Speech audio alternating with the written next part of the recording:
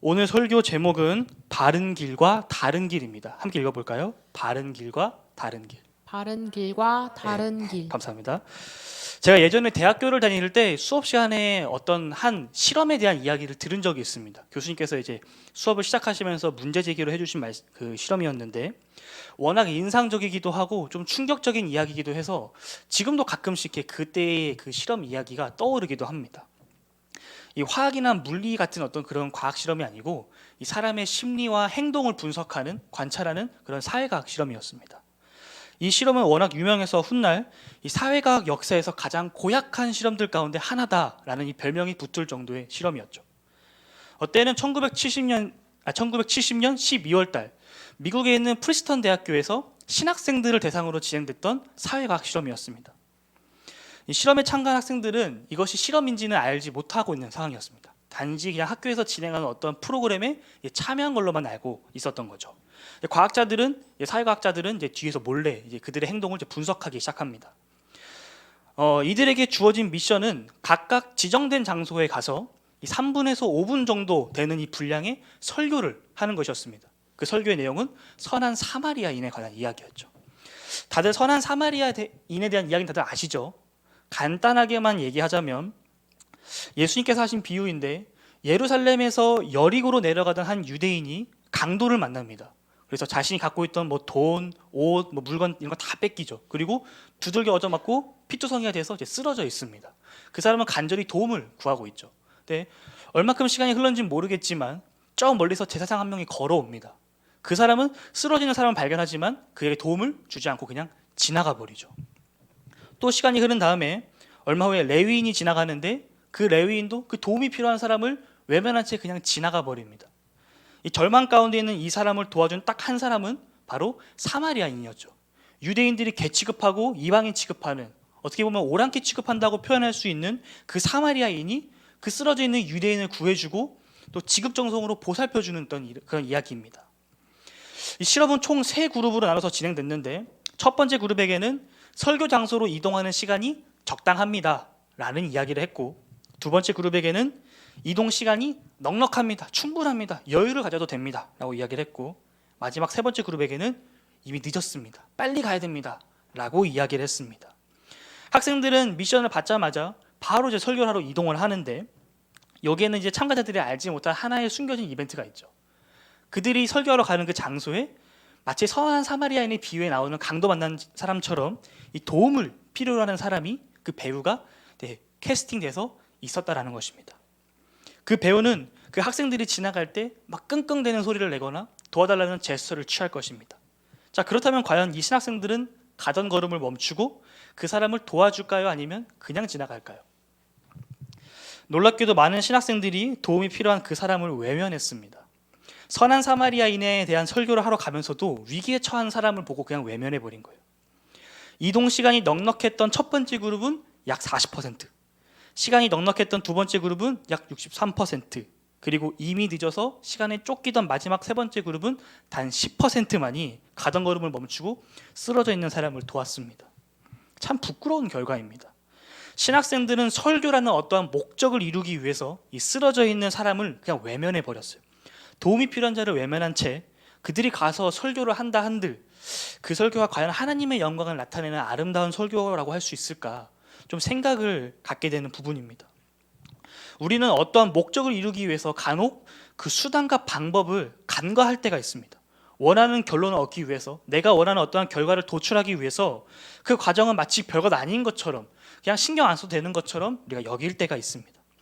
누구나 쓰러져 있는 사람을 돕는다는 것이 선한 일이라는 것은 알지만 정작 내가 그 사람을 돕다가 나에게 혹여나 불이익이 오지는 않을까, 내가 그 사람을 굳이 도와줘야 하나, 이제 이러한 생각에 우리가 무시하게 되는 거죠. 제가 이 실험의 내용을 알게 된 지 얼마 지나지 않아서 저에게도 좀 비슷한 상황이 연출된 적이 있습니다. 마치 하나님께서 니는 얼마나 잘하나 보자 이렇게 테스트하신 것 같기도 한데, 어느 날 이제 학교를 등교할 때 있었던 일입니다. 이 아침에 등교하거나 출근할 때 보면 정신이 없잖아요. 그날도 저는 바쁜 걸음으로 이제 버스 정류장에서 걷고 있는데 맞은편에서 이제 패디를 주시던 할아버지의 리어카에서 막 옷가지라든지 막 박스더미 이런 것들이 이렇게 우수수 떨어졌습니다. 그때 제 마음 한편에는 급하니까 늦었으니까 버스 놓치면 안 돼. 배차 시간 얼마나 긴데 사람도 많고 그리고 저거 더러우니까 이런 마음이 들어서 그냥 지나갈까? 라는 생각도 솔직히 들었습니다. 하지만 가던 걸음을 멈추고 그 할아버지를 이렇게 도와드렸습니다. 손과 옷이 좀 더러워졌지만 그래도 기분만큼은 참 좋았던 그런 기억이 있어요. 우리 그리스도인들은 우리가 이 땅에서 살아갈 때 반드시 걸어가야 하는 어떤 그런 신앙의 바른 길이 있습니다. 누구나 동의하는 그런 바른 길이 있어요. 그것은 바로 하나님께서 말씀하신 대로 성경에 기록된 대로 우리가 믿음 안에서 행하면서 살아가는 것입니다. 삶으로 살아내는 거죠. 예를 들어서 하나님 사랑과 이웃 사랑을 단순히 머리로만 아는 것이 아니라 그것을 삶으로 살아내는 것. 하나님을 사랑해서 하나님의 말씀을 붙잡는 묵상의 삶을 살고 하나님의 사랑으로 이웃을 사랑하면서 뭐 작게는 이웃이 오면 엘리베이터 문 한번 잡아주는 것, 인사 한번 하는 것, 무거운 짐을 들고 있으면 한번 여쭤보고 같이 짐을 들어주는 것. 이러한 삶을 사는 것이 바로 우리에게 필요한 신앙인의 바른 길이라는 거죠. 그러나 반대로 신앙에는 다른 길도 있습니다. 선한 사마리아인의 비유에서 강도 만난 자를 외면하고 피했던 제사장, 레위인 같은 사람들이 걷는 길 말이죠. 그들은 멀쩡한 길을 놔두고 삥 둘러서 다른 길로 피하는 모습을 보여줍니다. 자기 자신의 목적과 이 목표를 이루기 위해서 그 과정에서 일어나는 일들을 무시하거나 간과하는 길이죠. 신앙의 두 가지 길, 바른 길과 다른 길. 오늘 본문은 다윗의 삶을 통해서 우리에게 신앙의 바른 길과 다른 길이 무엇인지 보여주고 있습니다. 오늘 본문의 다윗은 아쉽게도 우리에게 신앙의 바른 길이 아닌 다른 길을 걷는 모습을 보여줍니다. 원숭이도 나무에서 떨어진다는 속담이 딱 오늘 본문에 맞는 이야기죠. 그러나 우리 하나님께서는 이 바른 길에서 벗어나서 다른 길을 걷고 있는 다윗을 다시금 이 바른 길로 조정하십니다. 우리 함께 이 다윗의 모습을 통해서 무엇이 인생의 신앙의 바른 길이고 무엇이 신앙의 다른 길인지 함께 살펴보기를 원합니다. 오늘 본문 말씀을 들어가기 전에 말씀을 묵상하고 주석을 참조하면서 공부하면서 오늘 본문을 해석하는 여러 가지 관점들이 있다는 것을 발견했습니다. 크게는 4가지 정도가 있는 것 같습니다. 첫 번째로는 지금까지 우리가 사무엘상 말씀을 봤던 것처럼 다윗과 요나단의 그 우정에 집중해서 보는 관점이 있고, 두 번째는 다윗, 사울, 요나단 이 3명의 이 삼각 구조에서 바라보는 관점도 있습니다.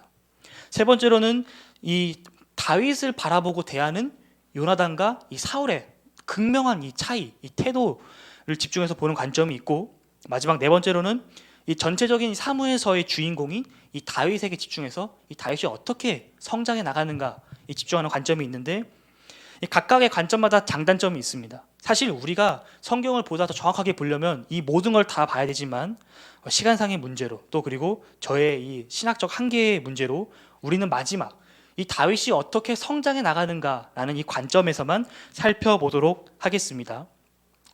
우리 함께 말씀 읽어볼까요? 19장 18절에서부터 24절 말씀입니다.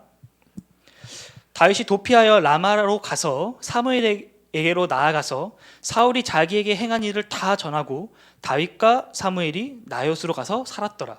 어떤 사람이 사울에게 전하여 이르되 다윗이 라마 나요스에 있더이다 하매 사울이 다윗을 잡으러 전령들을 보냈더니 그들이 선지자 무리가 예언하는 것과 사무엘이 그들의 수령으로 선 것을 볼 때에 하나님의 영이 사울의 전령들에게 임함에 그들도 예언을 한지라. 어떤 사람이 그것을 사울에게 알림해 사울이 다른 전령들을 보냈더니 그들도 예언을 했으므로 사울이 3번째 다시 전령들을 보냈더니 그들도 예언을 한지라. 이에 사울도 라마로 가서 세구에 있는 큰 우물에 도착하여 물어 이르되 사무엘과 다윗이 어디에 있느냐? 어떤 사람이 이르되 라마나요스에 있나이다. 사울이 라마 나요스로 가니라. 하나님의 영이 그에게도 임하시니 그가 라마 나요스에 이르기까지 걸어가며 예언을 하였으며. 함께 읽읍시다. 그가 또 그의 옷을 벗고 사무엘 앞에서 예언을 하며 하루 밤낮을 벗은 몸으로 누웠더라. 그러므로 속담에 이르기를 사울도 선지자 중에 있느냐 하니라. 아멘. 우리 지난주 말씀 한번 좀 생각해 봅시다. 지난주 말씀. 지난주 사울은 이 다윗을 죽이기 위해서 암살단을 보냈습니다. 밤에 몰래 자객을 보냈죠.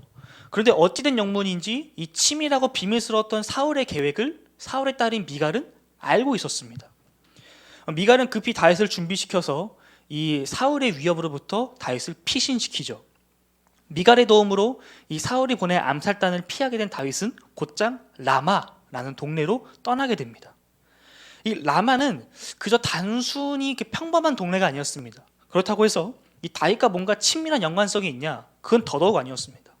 이 라마가 어떤 곳이었냐면 사울 왕과 결별했던 사무엘 선지자가 이 터를 잡고 이 남은 여생을 사역하면서 보내고 있던 동네가 바로 라마였어요.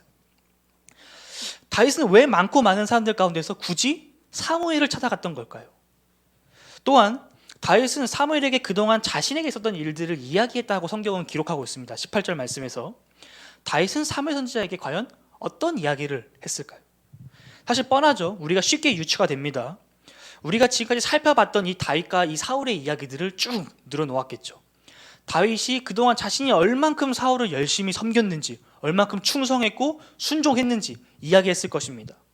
다윗은 자기에게 주어진 자리에서 최선을 다했다고, 자기는 아무런 죄도 범하지 않았다고, 나는 그저 선한 행동을 했을 뿐이라고 토로했을 것입니다. 그런데 자신의 이러한 충성과 헌신에도 불구하고 사울 왕은 그러한 자신을 지금 죽이려 하고 있다고 이야기했겠죠. 이 다윗은 자신 안에 있는 이 억울함을 이 사무엘에게 토로한 것입니다. 그리고 어쩌면 자신을 지금과 같은 이러한 상황으로 만들어가고 있는 이 사울에 대한 이야기를 하면서 동시에 이 자기에게 기름을 부어서 왕으로 세웠던 사무엘에게 앞으로 나의 인생을 어떻게 책임질 거냐 이렇게 따졌을 수도 있을 것 같습니다. 그리고 조금 더 생각을 해본다면 자신에게, 그러니까 다윗 자신에게 이러한 소명을 주셨던 하나님의 뜻이 도대체 무엇이냐, 하나님에 대한 불평, 불만, 원망 등을 이야기했을지도 모르겠습니다. 어찌되었건 성경은 사무엘 선지자가 다윗의 이야기를 다 들은 다음에 다윗을 이끌고 나옅이란 곳으로 이동했고, 얼마나 오랜 기간 그곳에 머물렀는지 정확히 알 수는 없지만 성경에서 그곳에 살았다라고 기록하고 있는 것으로 보아 상당히 오랜 시간 그곳에 거주했던 걸로 우리가 확인해 볼 수 있을 것 같습니다. 이 나옅은 라마 근처에 있는 동네로 라마 나옅 이렇게 함께 붙여서 부르기도 합니다. 사무엘 선지자가 이 사울과 결별하면서 이스라엘 백성들에게 했던 그 마지막 유언 같은 메시지 혹시 기억나시나요? 이 사무엘상 12장 23절 말씀인데 우리 함께 읽어봅시다. 시작. 나는 너희를 위하여 기도하기를 쉬는 죄를 여호와 앞에 결단코 범하지 아니하고 선하고 의로운 길을 너희에게 가르칠 것인즉. 아멘. 아멘. 이 사무엘은 백성들의 요구에 따라서 이스라엘의 왕을 세워주고 그 사울에게 모든 정권을 위임하면서 이 역사에서 한 발 뒤로 물러섰습니다. 그러나 이 사무엘은 완전히 은퇴한 것이 아니었죠. 우리가 함께 읽은 말씀처럼 남은 여생 이스라엘을 위해서 기도했고 또 이 선지자 생도들을 교육하고 양성하는 일에 힘을 썼습니다. 하나님의 말씀을 보다 더 정확하고 명확하게 전달하기 위해서 후학들을 양성한 거죠. 그러니까 일종의 신학교를 세운 것입니다. 그 중에서 이 라옅이라는 동네에는 소위 이 사무엘 선지자가 교장 선생님으로 있는 이 선지자 학교가 있었어요. 이 다윗이 사울을 피해서 라마 나옅에 숨었다라는 것은 수도원에 피한 것이고, 그리고 이 추위와 굶주림에 지쳤던 이 장발장이 교회의 문을 두들겼던 것과 비슷한 맥락인 것입니다. 다윗은 꼭꼭 숨었습니다. 사울을 피해서 꼭꼭 숨었어요. 이 사무엘의 커다란 그림자 뒤에 꼭 숨어 있습니다. 다윗은 이 사무엘의 품에서 안정을 취하면서 이 사울에 대한 공포를 조금씩 잊어가고 있어요. 그런데 항상 잊어갈 때쯤 되면 다시금 그 위기가 찾아옵니다. 영원한 비밀이란 것이 과연 존재할까요? 영원한 비밀? 영원한 비밀은 존재하지 않습니다. 이 발 없는 말이 천리 간다고 누가 소문을 냈는지 혹은 그들 가운데 스파이가 있었는지는 모르겠지만 이 다윗이 라마 나옅에 꽁꽁 숨어있다는 소식이 퍼져나가기 시작합니다. 그리고서는 그 소문이 이 사울의 귀까지 들리게 된 것이죠. 이 소식을 들은 사울은 곧바로 군대를 출동시킵니다. 그 소문이 사실인지 거짓인지 확인도 안 해보고 곧바로 그의 신하들을 보내서 다윗을 체포하고 압송하도록 명령을 내리죠. 사울은 지금 굉장히 초조한 상태입니다. 다윗을 제거하기 위해서 혈안이 되어 있는 사람이에요. 사울은 자신의 국가나 왕권을 지키기 위해서, 그리고 자신의 아들 요나단이 차기 왕위 계승자, 그의 왕권을 보호하기 위해서라도 반드시 다윗을 색출해야 했습니다. 지금 사울에게는 물불을 가릴 때가 아닌 것이죠. 사울의 이성은 완전히 마비됐습니다. 그는 더 이상 정치적으로도 이성적으로도 종교적으로도 행동하지 않습니다. 그저 다윗을 제거해야 한다라는 그 광적인 이 분노와 집착에 사로잡혀 있는 상태입니다. 라마나요스의 선지자가 있든 말든 그곳이 하나님의 사람을 양성하는 곳이든 아니든 더 이상 그것들이 중요한 것이 아닌 것이죠. 사울에게는 오직 다윗만이 보입니다. 다윗. 그냥 군대를 이끌고 가서 그냥 밀어붙여버리는 거예요. 사울의 신하들은 왕의 명령을 따라서 다윗을 체포하러 갑니다. 그런데 가는 도중에 그들이 갑자기 하나님의 영을 받고 예언을 하기 시작합니다. 하나님께서 사울의 군대가 다윗에게 접근하는 것을 막으신 거죠. 하나님께서 의도적으로 막으신 것입니다. 사울의 신하들에게 하나님의 영이 임해서 그들이 하나님의 말씀을 예언하는 선지자가 되었다라는 이 황당한 소식이 사울에게 들려집니다.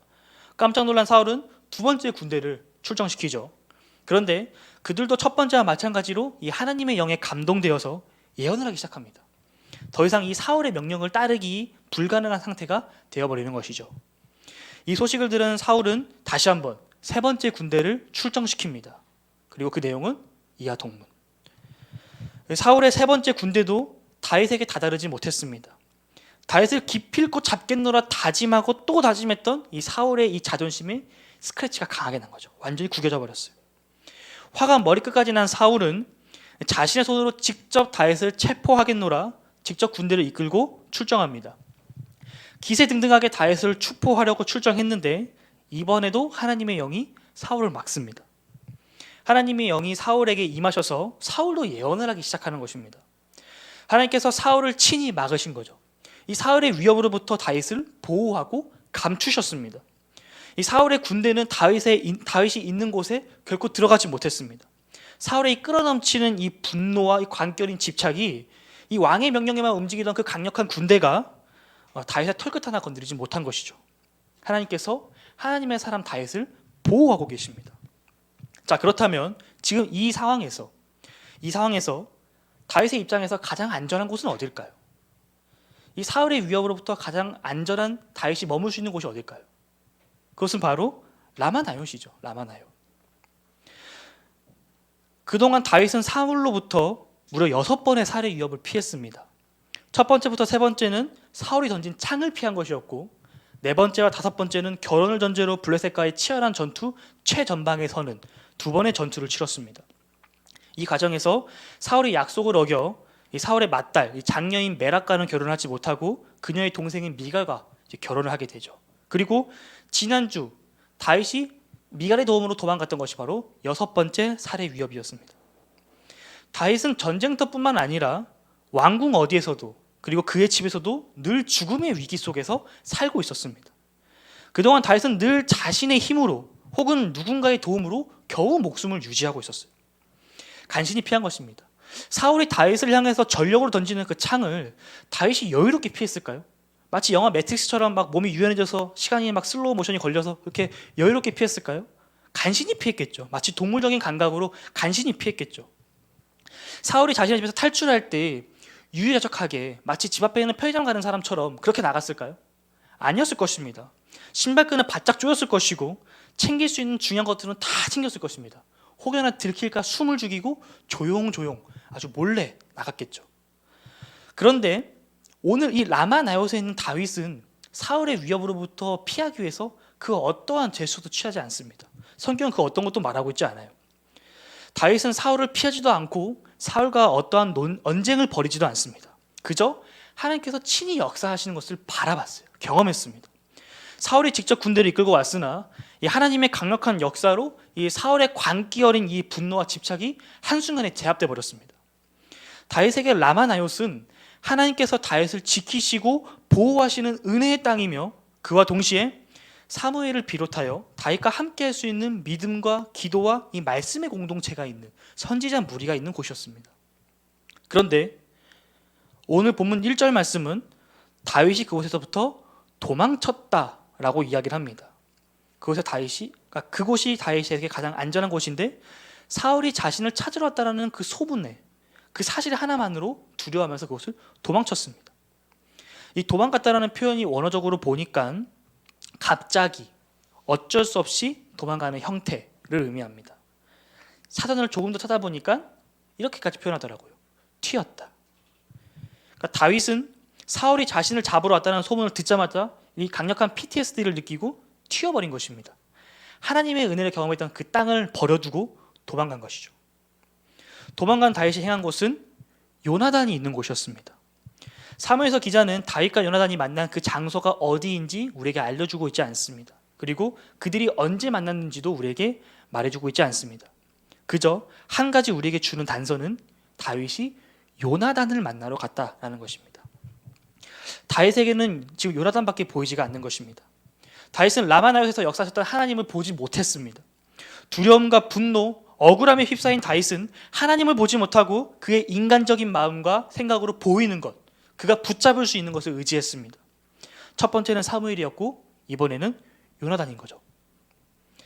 다윗은 라마나요에서 나오면 안 됐습니다. 그곳에 머물러 있었어야 했어요. 다윗이 다른 곳으로 이동한다 한들 사울의 위협으로부터 벗어날 수 있을까요? 과연 그런 것이 존재할까요? 다윗이 어디에 숨든지 사울은 다윗을 쫓아오지 않을까요? 이 광기 어린 사울의 집착과 분노는 아마 다윗이 지구 저 반대편에 있다 하더라도 군대를 보내서 다윗을 제거하려고 했을 것입니다.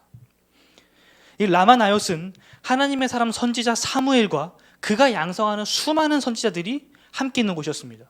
이스라엘 그 어떤 곳보다도 하나님께 집중하는 곳이었고 이스라엘 그 어떤 곳보다도 하나님의 말씀이 선포되는 곳이었습니다. 다윗이 있어야 할 자리는 바로 그 자리, 하나님의 말씀이 선포되는 자리, 하나님께 온전히 집중하는 자리였습니다. 다윗은 하나님을 붙잡아야 했어요. 그러나 다윗은 하나님을 붙잡지 못하고 하나님을 바라보지 못하고 인간적인 방법을 의지했습니다. 다윗의 눈에 보이는 요나단을 붙잡은 것입니다. 이 선택이 앞으로 이 다윗의 인생을 매우 힘겨운 씨름과 이 인내로 이끕니다. 이후에 다윗의 이야기는 우리가 익히 아는 대로 광야에서 늘 사울을 피해 계속 도망가는 이야기죠. 그 과정에서 다윗이 하나님께로 시선을 돌리고 집중하게 되며 이 수많은 시편들의 기록들을 남기게 되는데, 만약 다윗이 오늘 이 요나단을 찾아갔던 것이 아니라 이 라마나요에서 하나님께 시선을 돌렸더라면, 그곳에서 하나님을 붙잡았다면 다윗의 인생은 성경에 기록된 인생보다는 조금 더 편안한 인생이지 않았을까 생각해 봅니다. 우리는 늘 무엇인가를 선택할 때마다 수없이 재고는 합니다. 무엇이 더 좋은 선택일지, 무엇이 더 효율적인 선택일지 우리는 늘 고민하고 그 고민 끝에서 결정하죠. 제가 학교를 갈 때 차를 끌고 가는데 이 큰 도로에서 학교 쪽으로 좌회전을 해서 들어가야 되는데 그 신호가 굉장히 짧습니다. 차가 한 5대 정도 들어가면 이제 신호가 바뀌어 버려요. 심지어 주황불도 너무 짧아서 이 차가 좀 많은 날에는 신호를 한 3번 정도는 기다려야 거기서 좌회전을 할 수 있는 아주 그런 복잡한 곳입니다. 그래서 거기서 그냥 서 있다 보면 제가 길바닥에서 그냥 10분, 15분을 버리게 되는 거예요. 그래서 간혹 이 다른 차들이 꼬리를 물게 해서 무리하게 들어가는 차들이 있습니다. 굉장히 위험한데 일단 그 사거리에는 단속 카메라가 있어서 꼬리를 물면 바로 걸립니다.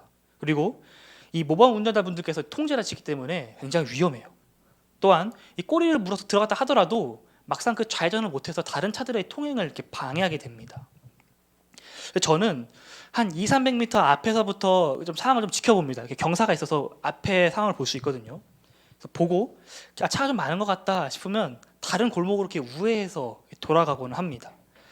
비록 그 우회로가 이 차선 변경을 많이 해야 되고 또 좁은 골목이고 공사 현장을 지나가야 되는 불편함이 있지만 빨리 가기 위해서 무리한 선택을 하는 거죠.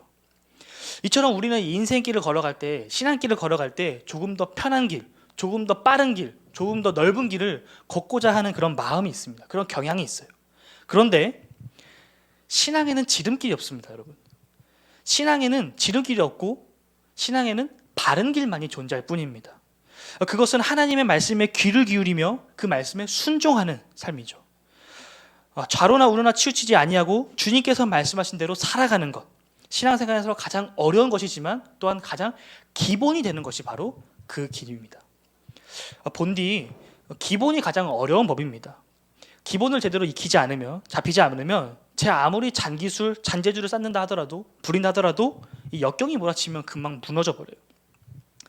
여러분도 아시겠지만 저는 많은 악기들을 다룰 줄 압니다. 뭐 드럼, 기타, 베이스, 뭐 하모니카, 오카리나, 리코더 많더라고요. 근데 문제는 제가 여러 가지 악기들을 다룰 줄 아는데 그 실력들은 다 고만고만하다라는 거예요. 뭐 하나 제대로 다루지 못하고 그냥 애매하게 다를 뿐입니다. 그러니까 그럴듯하게 다를 뿐이죠. 그 이유는 기본기가 탄탄하지 않기 때문에 그런 것입니다. 혼자 어깨 너머로 이 뚱땅거리면서 혼자 인터넷으로 공부했던 것이 전부거든요. 이 드럼을 치려면 이 메트로놈 박자를 들으면서 드럼 연습을 해야 되는데 그 연습 안 하고, 기타를 치려면 이 손가락 연습을 해야 되는데 안 하고, 피아노 연습도 해야 되는데 안 하고, 그러니까 늘 애매하게 그럴듯하게만 할 뿐이죠. 우리 신앙도 마찬가지입니다. 신앙도 기본이 탄탄해야 됩니다. 기본이.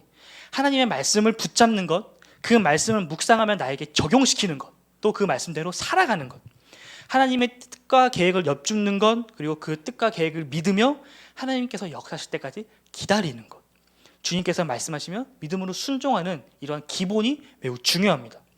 이러한 신앙의 기본이 제대로 잡히지 않으면 제대로 된 신앙생활을 할 수가 없습니다. 신앙의 기본은 하나님의 말씀에 집중하는 것이고 하나님의 음성에 귀 기울이는 것이며 하나님의 말씀에 믿음으로 순종하는 것입니다. 다윗이 신경 써서 했던 부분이 바로 이 부분입니다. 신앙의 기본. 다윗이 집중해야 했던 부분이 바로 이 부분. 하나님을 바라보고 하나님의 뜻을 기다리는 것이었어요. 그런데 다윗은 두려움에, 분노에 휩싸여서 가장 기본이 되는 이것을 놓쳐버렸습니다. 위기의 순간에 하나님을 바라봐야 하는데 이 주어진 이 환경에 이 시선에 매몰되어서 하나님의 일하심을 경험하고도 깨닫지 못한 거죠.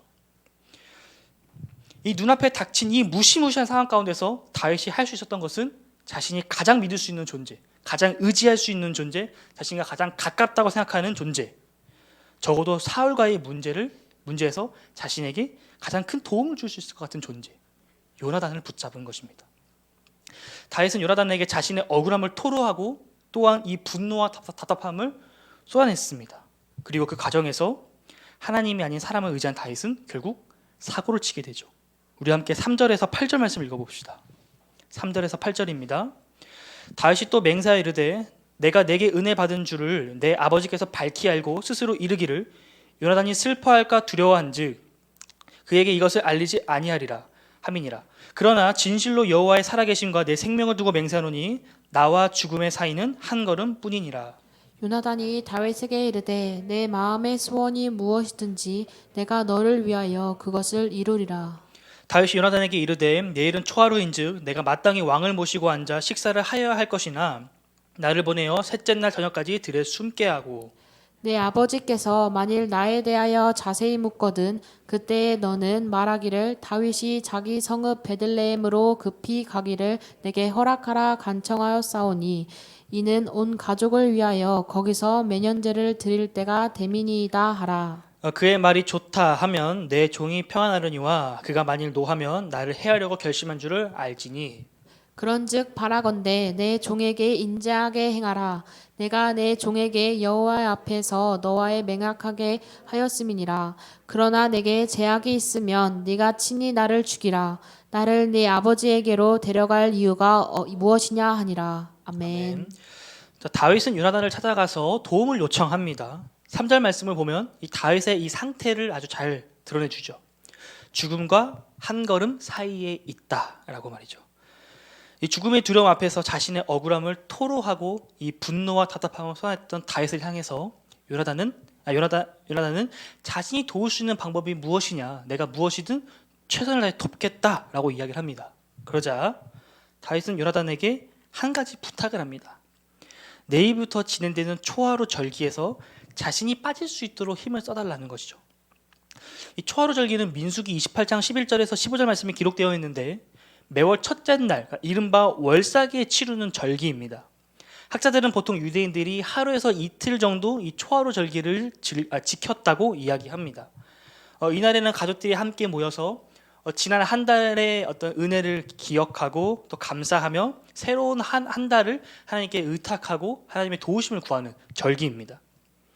그래서 그들은 함께 모여서 가족이 함께 모여서 하나님께 제사를 올려드리고 그리고 식사 교제를 하는 것이 일반적이었죠. 다윗은 사울의 딸 미갈의 남편입니다. 다시 말해서 다윗은 사울의 사위인 거죠. 사울의 딸 미갈과 결혼했으니 이 사울의 집안에서 진행되는 이 식사에 참여해야 되는 것입니다. 그런데 다윗의 입장에서 지금 어떻게 사울과 함께 밥을 먹겠습니까? 목구멍으로 밥이 안 넘어가는 거죠. 같이 식사를 하기도 전에 이 다윗을 발견하자마자 이 왕궁 문 앞에서 대기하고 있던 군사들이 다윗을 체포할 것입니다. 다윗은 어떻게 해서든 사울과의 만남을 피해야 하는 입장입니다. 초하루 절기에서 빠져나갈 궁리를 하고 있는데 다윗의 머릿속에 한 가지 번뜩이는 아이디어가 떠오릅니다. 다윗이 생각한 비책은 바로 매년제입니다. 매년제는 1년에 한 번 가족들이 함께 모여서 하나님께 제사를 올려드리며 가족의 화합을 나누는 자리입니다. 성경에서 가장 대표적인 매년제는 사무엘상 1장에 기록되어 있는 한나 가족의 매년제죠. 한나의 가족은 매년제를 드리러 성막에 있는 실로에 올라갔고 그곳에서 한나가 하나님께 아이를 달라고 기도했는데 그 아이가 바로 사울과 다윗에게 기름을 부었던 사무엘 선지자입니다. 이 매월 한 번씩 드려지는 가족 예배와 1년에 한 번씩 드려지는 가족 예배, 물론 예배에 대소경중이 없고 고와 귀천이 없지만 둘 중 꼭 하나만 선택해야 된다면 여러분들은 어떤 걸 선택하시겠습니까? 한 달에 한 번 있는 가족 예배와 1년에 한 번 있는 가족 예배. 둘 중 하나를 골라야 한다면 당연히 1년에 한 번 있는 예배겠죠. 다윗이 바로 이 점을 이용합니다. 심지어 다윗은 사울의 아들이자 이스라엘 왕위 계승권 1위인 요나단에게 허락을 지금 구하고 있습니다. 이 다윗이 놀러 가기 위해서 예배를 빠지겠다는 것이 아니고 다른 예배 때문에 이 사울과의 식탁 교제에 함께할 수 없으니 보내달라라고 하는 것이 바로 포인트입니다. 다윗은 요나단의 허락을 받고 매년제에 참여하게 된다면 사실상 사울은 그 매년제 자리에서 빠진 다윗에게 어떻게 할 수 있는 명분이 없습니다. 법적으로도 심리적으로도 이 다윗의 행동에 태클을 걸 수가 없는 거죠. 이 다윗은 이 위기의 순간에 아주 예리한 묘수를 둔 것입니다. 그런데 우리가 이 이야기를 이렇게 표면적으로만 글자로만 보면 안 됩니다. 우리가 이걸 말씀을 좀 더 자세히 입체적으로 봐야 하는데 다윗은 자기 스스로가 묘수를 둘 수밖에 없는 상황을 만들었습니다. 다윗이 사울과의 초하루 절기에 참여할 수밖에 없었던 이유는 다윗이 사울의 딸인 미갈과 결혼을 했기 때문입니다. 남편이기 때문이에요. 다윗과 미갈이 결혼을 했기 때문인데 다윗이 미갈의 가족 사울과 함께 그 초하루 절기 때 식탁에 앉아 하는 것처럼 이것을 반대로 생각해 보면 이 매년제의 자리에 다윗이 자신의 고향인 베들레헴으로 간다면 자신의 아내인 미갈도 같이 가야 하는 것이 맞습니다. 우리가 설이나 추석 같은 명절 때 부모님을 찾아뵐 때 부부가 함께 가지 혼자만 가지는 않잖아요. 같은 맥락인데 그런데 문제는 뭐냐면 미갈은 지금 사울의 식탁에 남아 있다라는 거죠. 다윗만 매년제에 가는 형국입니다. 이 대목은 다윗과 미갈의 결혼도 우리가 다시 한번 생각해 보도록 만듭니다. 이 다윗이 미갈을 정말 사랑해서 결혼을 한 것일까라는 거죠. 정말 미갈이 아니면 안 될 것 같아서 하나님께서 주신 사람 짝이라고 확신해서 결혼한 것일까? 저는 그렇지 않을 수도 있겠다 생각을 합니다. 다윗을 정말 나쁘게 보자면 이 왕의 자리에 가깝게 나아가기 위해서 이 미갈과 결혼한 것이다라고까지 생각해 볼 수 있습니다. 다윗이 미갈과 결혼하게 된 에피소드를 한번 생각해 봅시다. 사울은 자신의 손에 피를 묻히지 않고 다윗을 제거하고 싶었습니다. 그래서 요구한 것이 블레셋 사람들의 포피 100개를 요구하죠. 그러면서 내걸은 조건이 이 미갈과의 결혼이었습니다. 그런데 이 사건 전에 하나의 사건이 더 있습니다. 뭐냐면 사울의 첫째 딸 미갈의 언니였던 메랍을 먼저 사울이 제시했습니다. 이때도 다윗은 사울의 요청에 응해서 블레셋 사람들의 포피를 전리품으로 가지고 옵니다. 그러나 이 사울은 다윗이 전쟁에서 죽기를 바랬지 승리해서 임무를 완수해서 오기를 바라지 않았거든요. 그래서 약속을 파기하고 메랍을 다른 사람에게 아내로 줍니다. 그리고 나서 두 번째 똑같은 약속을 하게 되는데 그때의 제안이 바로 미갈이었습니다. 더군다나 사무엘상 18장 20절과 28절 말씀을 보면 미갈은 다윗을 사랑했다라고 두 번이나 기록되어 있는데 반면에 다윗이 미갈을 사랑했다라는 기록은 성경 그 어디에서도 찾아볼 수가 없습니다. 다윗은 미갈을 사랑하여 결혼한 것이 아니라 왕이 되기 위한 수단 내지는 사울의 지방과 더 가까워지기 위한 방법으로 미갈과 결혼한 것으로 보입니다. 무엇보다도 오늘 본문에서 가장 큰 문제는 다윗이 범하고 있는 가장 큰 실수는 다윗이 예배를 핑계 삼아서 거짓말을 하고 있다는 것입니다. 이 죽음의 공포 앞에서 다윗은 하나님을 이용하고 있습니다. 지금 다윗은 자기의 목숨을 구하고자 하나님을 이용하고 있습니다. 다윗의 이런 행보는 지금까지 봐왔던 이 사울의 모습과 좀 비슷한 결을 갖고 있는 것 같습니다. 사울이 처음 삐딱선을 탈 때의 그 모습이 오늘 본문 다윗에게 있어서 어렴풋하게 겹쳐서 보이는 것 같습니다. 이 위기의 순간에 질투와 두려움에 휩싸여 하나님을 이 자신의 뜻과 생각 안에 가뒀던, 자신의 뜻대로 행했던 사울처럼 다윗도 위기의 순간에 이 죽음의 공포에 벌벌 떨면서 하나님을 바라보지 못하고 자신의 생각과 뜻 안에 하나님을 가두어 버렸습니다. 제가 예전에 이러한 사람이었습니다. 저희 집에는 통금 시간이 있었거든요. 저는 외박은 교회 수련회가 아니면 절대 할 수가 없었습니다. 꿈을 꿀 수 없는 그런 집안이었는데 저의 첫 외박은 20살 때 대학생 때였죠. 저는 쫄보라서 이 통금 시간을 어기면서까지 놀지는 않았습니다. 그런데 이 통금 시간이 가까워지면 부모님께 늘 전화가 왔어요. 어디냐? 뭐 하고 있냐? 전화가 왔는데 이 늦은 시간 사랑하는 자녀를 걱정하시는 마음에 전화하시는 건 알았지만 그때는 그 전화가 그렇게 싫었습니다. 그 부모님이 그렇게 싫었어요. 왠지 저를 구속하는 것 같고 막 올가매는 것 같았습니다. 그래서 저는 그 부모님의 그 간섭으로부터 벗어나고 싶다라는 생각이 들어서 늘상 거짓말을 했는데 어디냐? 뭐 하고 있냐? 라고 물으시면 저는 늘 교회에 있습니다 라고 답을 했습니다. 사실 통금 시간을 어긴 것도 아니고 사실 그냥 친구들하고 그냥 놀고 있어요 라고 말하면 되는데 노느라고 PC방에서 게임하고 있다가 사실 숨겼습니다. 일부러. 괜히 엄마한테 그걸 트집 잡혀서 혼날까 봐. 그래서 늘 교회에 있다라고, 교회를 하고 있다고 이렇게 핑계를 댔죠. 이후에 고등학교에 진학하니 이 학원에서는 주말에도 나오라고 했습니다. 나와서 자습하고 공부하라고요. 저는 그때도 교회 핑계를 댔습니다. 그 선생님이 기독교인이셨거든요. 교회 핑계를 대고 안 갔습니다. 그때마다 선생님께서 너 같은 그리스도인 없다. 나도 신앙생활 한다. 누가 그렇게 하냐 이렇게 저한테 말씀하셨지만 저는 꿋꿋하게 교회 핑계를 대고 PC방에서 놀거나 집에서 시간을 보냈습니다. 이 다윗이 처한 이 위협에 비하면 정말 아무것도 아닌 상황이었지만 이 사람이 궁지에 몰리니까 사람이 내가 원하는 바를 이루려고 하는데 태클이 들어오니까 내가 하고 싶은 대로 원하는 대로 이끌어가려고 하나님의 이름을, 거룩하신 하나님의 이름을 이용해서 거짓말을 하더라고요. 다윗은 위기의 순간에 하나님의 이름을 사용했습니다. 출애굽기 19장에서 20장 말씀을 보게 되면 하나님께서 출애굽한 이스라엘 백성들에게 이제 언약을 함께 체결하시는 내용이 등장하는데 하나님의 백성이 된 이스라엘 백성들에게 너네가 앞으로 어떻게 살아가야 하는지에 대한 이 말씀을 주십니다. 바로 10계명을 주시는 장면이죠. 그 10계명 10가지의 계명 중에서 세 번째 계명이 바로 이 말씀입니다. 20장 7절 말씀인데 너는 내 하나님 여호와의 이름을 망령되게 부르지 말라라는 말씀이죠. 하나님의 이름은 우리가 함부로 부를 수 있는 것이 아닙니다. 썩 좋은 예는 아니지만 유대인들은 성경을 읽을 때 하나님이라는 이 단어가 기록되어 있으면 그 단어를 읽지 않습니다. 예를 들어서 창세기 1장 1절 태초에 하나님의 천지를 창조하시니라 라는 말씀이 있으면 태초에 이 창조하시니라 이렇게 말씀을 읽는다라는 거죠. 발음하지 않고 묵음으로 넘어갑니다. 그래서 오늘날 이 하나님의 이름이 정확히 이 하나님의 그 히브리식 발음이 정확히 뭔지 알지는 못합니다.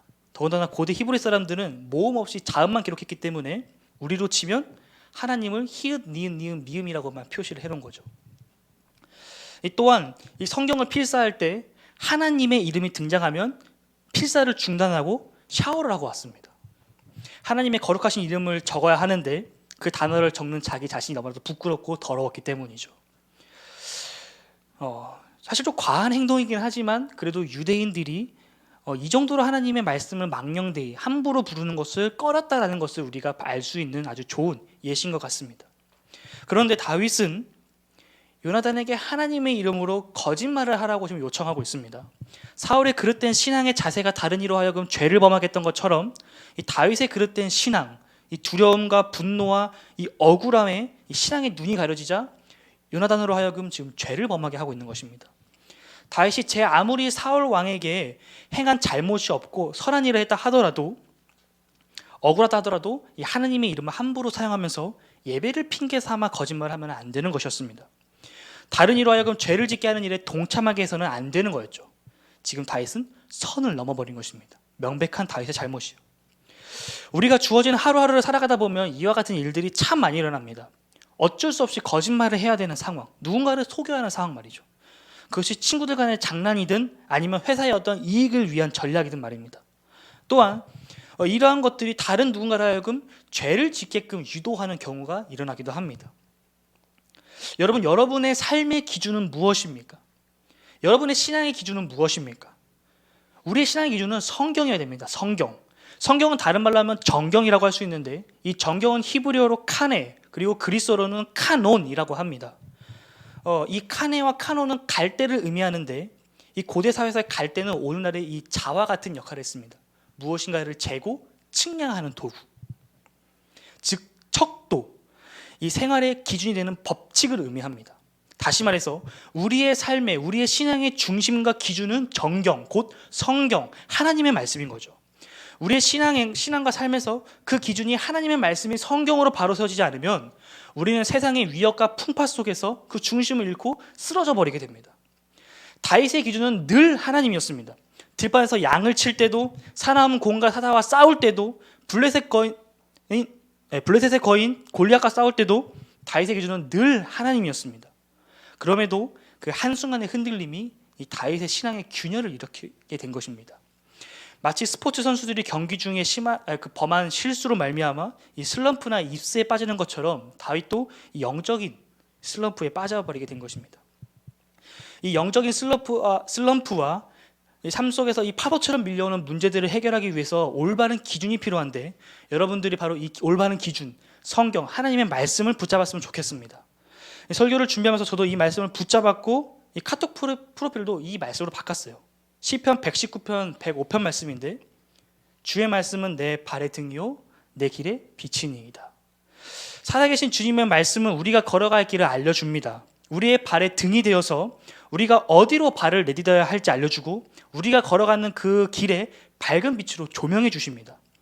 하나님의 말씀을 삶과 신앙의 기준으로 삼으시길 바랍니다. 이 기준이 바로 세워져야지만 세상의 위협과 풍파 속에서 중심을 잃지 않고 쓰러지는 것을 예방할 수 있습니다. 강한 바람이 불더라도 견딜 수 있는 것입니다. 하나님의 말씀을 통해 쓰러지고 넘어진 자리에서 다시 일어나는 은혜가, 흔들거리며 방황하던 신앙의 기초가 튼튼하게 세워지기를 주님의 이름으로 축복합니다. 우리 마지막입니다. 12절에서 17절 말씀 함께 읽겠습니다. 12절에서 17절입니다. 요나단이 다윗에게 이르되 이스라엘의 하나님 여호와께서 증언하시거니와 내가 내일이나 모레 이맘때에 내 아버지를 살펴서 너 다윗에게 대한 의향이 선하면 내가 사람을 보내어 내게 알리지 않겠느냐. 그러나 만일 내 아버지께서 너를 해치려 하는데도 내가 이 일을 내게 알려주어 너를 보내어 평안히 가게 하지 아니하면 여호와께서 나 요나단에게 벌을 내리시고 또 내리시기를 원하노라. 여호와께서 내 아버지와 함께 하신 것 같이 너와 함께 하시기를 원하노니 너는 내가 사는 날 동안에 여호와의 인자하심을 내게 베풀어서 나를 죽지 않게 할 뿐 아니라 여호와께서 너 다윗의 대적들을 지면에서 다 끊어버리실 때에도 너는 네 인자함을 내 집에서 영원히 끊어버리지 말라 하고 이에 요나단이 다윗의 집과 언약하기를 여호와께서는 다윗의 대적들을 치실지어다 하니라. 다윗에 대한 요나단의 사랑이 그를 다시 맹세하게 하였으니 이는 자기 생명을 사랑한 같이 그를 사랑함이었더라. 아멘. 아멘. 결국 요나단은 다윗의 이 부탁을 수용합니다. 역시 다윗이 예상했던 대로 다윗의 부탁을 들어주었습니다. 우리가 함께 읽진 않았지만 24절에서 34절 말씀을 보게 되면 요나단이 다윗의 부탁대로 사울에게 거짓말을 합니다. 예배를 핑계 삼아 거짓말을 해요. 다윗과 요나단은 서로를 사랑하고 아끼는 마음으로 언약을 체결합니다. 만약 다윗이 요나단이 아닌 하나님을 찾았다면, 요나단을 붙잡는 것이 아니라 하나님을 붙잡았다면 오늘 본문에 기록된 이 다윗의 이야기는 어떻게 변했을까요? 다윗이 사람을 의지하는 것이 아니라 하나님을 의지했다면 다윗의 인생은 어떠한 역사로 기록되었을까요? 다윗은 앞으로 수많은 시간들을 광야에서 보내게 될 것입니다. 그 가운데서 오늘과 같은 실수를 여전히 반복하기도 합니다. 하나님께서 소명으로 주셨던 이스라엘을 벗어나 이웃 나라로 도망가기도 하고 무기로 자기 자신을 무장하면서 어떤 그런 실수들을 범하죠. 그러나 그와 동시에 오랜 시간 광야에서 하나님을 붙잡는 시간을 보내기도 합니다. 다시금 하나님을 붙잡는 자로서 정체성의 회복이 점진적으로 일어나게 되죠. 성경에는 이와 같은 광야의 이야기들이 참 많이 기록되어 있습니다. 동족 히브리 노예가 이집트 관리에게 학대받는 모습을 보고 분개하여 그를 죽인 모세는 광야로 도망하여 숨습니다. 모세는 광야에서 무려 40년의 시간을 보내게 되죠. 이집트의 왕자로서 당대 최고의 엘리트 교육을 받았던 모세가 이제는 말 한마디도 제대로 하지 못하고 버벅거리는 그러한 신세로 이렇게 낮아지고 깎여졌습니다. 광야에서 모세는 소시적 잘 나가던 자신의 이 신세를 한탄하며 그리워하면서 이 자신의 첫째 아들의 이름으로 게르솜, 나그네 된 자라는 이름을 붙여줬습니다. 그러나 광야 생활 속에서 모세는 하나님의 섭리와 은혜를 발견했고 이 40년이라는 시간 동안 양을 치면서 주님을 바라봤던 그 훈련의 여정 속에서 모세는 둘째 아들의 이름을 이렇게 남겼습니다. 엘리에셀, 하나님은 나의 도움이시다. 요나의 사역은 북이스라엘이 주 무대였습니다. 늘 북이스라엘을 억압하던 나라가 하나 있었는데 그 나라가 바로 아수르예요. 그 아수르의 수도가 니느웨였습니다. 하나님께서는 요나에게 사명을 주시는데 니느웨에 가서 복음을 전하라고 하십니다. 하나님의 말씀을 전하라고 말이죠. 요나는 싫었습니다. 요나서 4장 말씀을 보게 되면 요나가 니느웨에 가서 하나님의 말씀을 전하면 그들이 회개할 것이고 그러면 하나님께서는 그들을 용서하실 것이기 때문에 가기 싫었습니다 라고 직접적으로 이야기하고 있습니다. 적국에게 은혜를 베푸시는 하나님이 싫었던 거죠. 요나는 하나님의 뜻인 니느웨와는 정반대편인 다시스로 가는 배를 탔다가 이 3일 동안 물속의 뱃속에서 하나님께 돌이키는 훈련을 받게 됩니다. 잘 사는 집 아들로 태어나서 아버지의 사랑을 듬뿍 받으며 자랐던 요셉은 형들에게 미움을 받고 버림받은 것도 모자라서 노예로 팔려가고 그곳에서 억울하게 누명을 쓰고 옥살이까지 했습니다. 누구보다도 순수하고 맑은 아이였으나 그의 인생은 늘 광야길이었죠. 희망이 보이지 않는 그 광야 속에서 요셉은 하나님을 붙잡았습니다. 하나님의 섭리를 구했습니다. 결국 요셉은 자신의 이 노예, 이 죄인의 이 신분이 그러한 삶이 먼저 애굽으로 내려가 그의 가족들을 맞이할 준비 단계였음을, 하나님의 계획 안에 있었음을 발견하고 고백하기에 이릅니다. 예수님께서도 광야에서 40일 금식하시고 주야로 기도하시면서 하나님 나라의 복음을 전하기 위한 준비를 하셨고, 사도 바울도 다메섹 도상에서 예수를 만나 회심한 이후 아라비아에서 3년이라는 시간을 보내면서 하나님 앞에서 예수 그리스도의 사도로 정비하는 시간을 가졌습니다. 이뿐만 아니라 성경에 등장하는 이 수많은 사람들의 삶의 놀라운 터닝 포인트에는 대개 광야가 존재했습니다. 광야, 아무것도 없는 척박한 땅입니다. 광야는 경계 지역인 거예요. 삶과 죽음의 경계 지역입니다. 신앙의 터닝 포인트는 우리의 정체성이 바뀌는 것입니다. 우리의 정체성이 바뀐다는 것은 우리의 시선이 바뀐다는 것이고, 시선이 바뀐다는 것은 나 자신의 존재의 목적이 바뀐다는 것입니다. 나 자신을 위해 살던 사람이 예수를 위해 사는 삶으로, 세상의 흐름과 기준을 따라 살던 사람이 예수의 사랑과 그 희생의 가치에 목숨을 거는 삶으로 바뀌는 것. 두려움과 분노에 휩싸여서 하나님을 바라보지 못하고 세상과 사람을 바라봤던 그 시선이 하나님께 맞춰지는 것이 바로 우리의 신앙의 터닝 포인트인 것이죠. 우리의 삶 속에서 광야에 계신 분들이 계실 것입니다. 지금 우리 각자의 광야가 존재합니다. 그 광야가 누군가에게는 질병일 수도 있고, 어떤 아픔일 수도 있고, 혹은 가족이 될 수도 있고, 회사가 될 수도 있고, 학교 또는 자신이 앞으로 나아가야 될 미래에 대한 명확성, 그 불안함이 우리의 광야일 수도 있습니다. 제가 감히 여러분들께 권면드리는 것은 그러한 것을 두려워하지 마십시오. 그 광야를 걷는 것을 두려워하지 마십시오. 두려움은 두려움을 낳을 수밖에 없습니다. 공포는 공포를 낳을 수밖에 없습니다. 주님의 시선을 가지십시오. 주님의 시선을 갖고 소망을 갖게 되면 그 소망이 다른 소망을 낳게 될 것입니다. 광야는 그저 우리를 힘들게만 하는 곳이 아닙니다. 그저 우리를 괴롭게만 하는 곳이 아닙니다. 운동을 할 때 근육이 찢어져야 그 찢어진 부위를 보호하고 치료하기 위해서 근육이 더 커지는 것처럼, 땀을 흘려야 체내에 있는 독소가 빠지고 살이 빠지는 것처럼, 광야는 우리 영혼에 있는 독소를 제거하고 영적 기준을 바로 세우게끔 하는 곳입니다. 바로 영적 근육을 붙여주는 곳이죠. 다윗이 요나단에게 부탁한 그 제안에 대한 답변을 듣기 위해 기다렸던 그 들에서의 3일이라는 시간 동안 다윗은 과연 무엇을 했을까요? 아마도 매우 깊은 고민에 빠졌을 것입니다. 앞으로 내가 어떻게 살아가야 하는가? 내 주위에 있는 수많은 사람들 가운데 누가 내 편이고 누가 사울의 편일까? 마음속으로 기준을 나눴을 것입니다. 이러한 복잡한 마음 가운데서 가장 다윗을 힘들게 했던 것이 바로 하나님이죠. 조용히 양 잘 치고 있었는데 갑자기 나를 부르셔서 왜 이렇게 힘든 길을 걷게 하시나? 하나님의 사명 붙잡고 살기 위해서 열심히 노력했는데 왜 지금 나의 상황은 왕과는 너마도 거리가 먼 이 광야 가운데 있는 것인가? 다윗은 이해되지 않고 아마 하염없이 눈물을 흘렸을 것입니다. 하나님께서는 이 다윗을 광야로, 들로 몰고 가십니다. 다윗의 시선이 하나님께로 집중될 수 있도록 광야로 이끄신 거죠. 이 다윗의 마음의 중심이 온전히 하나님께 맞춰지도록 그것으로 인도하셨습니다. 아무것도 없는 척박한 땅, 주님의 은혜가 아니면 살 수 없는 땅, 아니 살아남을 수 없는 그 광야에서 하나님은 다윗을 연단하시기 시작하십니다. 그리고 그 훈련 끝에 다윗은 이스라엘의 왕, 하나님의 마음에 합한 자로 세워지게 됩니다. 오늘 말씀의 결론을 맺겠습니다. 오늘 본문에 기록되어 있는 이 하나님의 역사, 하나님의 일하심은 다윗이 라마나요스에서